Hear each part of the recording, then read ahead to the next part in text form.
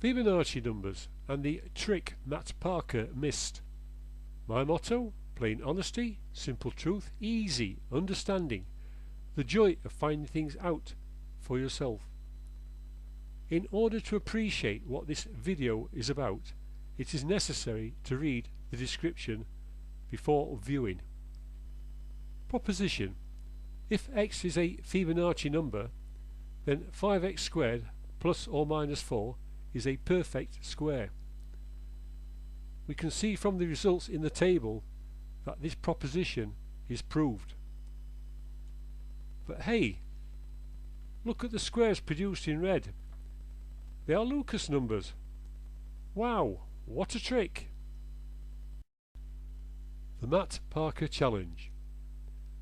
To generate a one-to-one correspondence between the powers of the golden ratio, denoted R for simplicity and clarity, and the Fibonacci numbers, i.e.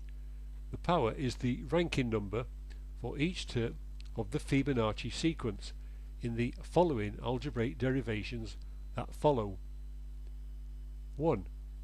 These are the algebraic equations for the golden ratio in its three forms, the last of which, when multiplied through by the golden ratio, gives the quadratic equation for the golden ratio, which on solving gives the golden ratio equal to 1.618033,989 and its conjugate equal to minus 0.618033,989.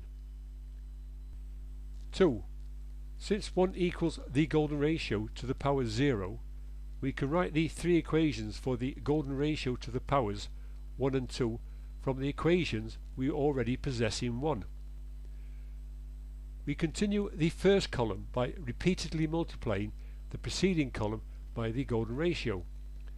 The subsequent rows in the middle and last columns result by simply adding together the two equations preceding it in the column.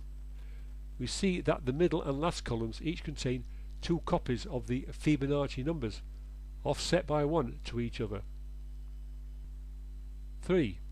The equations obtained for the reciprocal of the golden ratio show the same sort of connection between the Fibonacci numbers and the golden ratio as on the previous slide, but quite remarkably generate the sequence known as the Fibonacci numbers.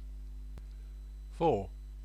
To further demonstrate the intertwined relationship between the Fibonacci numbers and the golden ratio, we have the following results.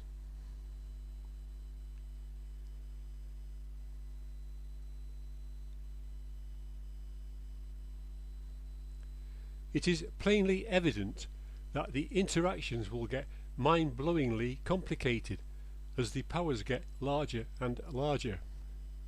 QED.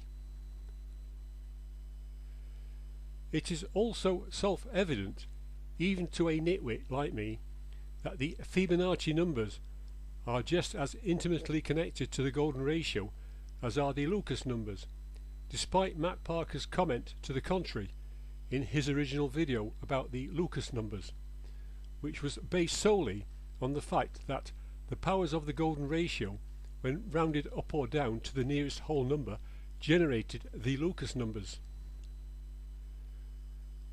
I would add at this point that given a random Fibonacci number, we could not establish its rank in the same way as could be done for the Lucas numbers, which would still require a trial and error approach using powers of the golden ratio until a match of the integer part was obtained with the Lucas number we were trying to rank. This slide shows the moment when Matt Parker made the discovery that the Lucas numbers were produced by adding together the two Fibonacci numbers on either side of a Fibonacci number, resulting in his self-proclaimed defeat of zeproxypylon, who had opened a Reddit account and posted In Defense of Fibonacci, in which he gave the self-same equations that I have repeated. After the algebraic equation revelation, it was "Burn, Matt Parker, burn." After that it was a case of "Eureka! The Lucas numbers!" Believe it or not, he then stated that this only happened because the Lucas numbers were there in the first place and had split into two, hence the two offset Fibonacci number sequences. What cockeyed mathematical reasoning is that?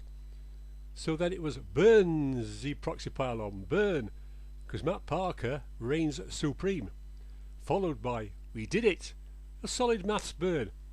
I should give him directions to the nearest maths department.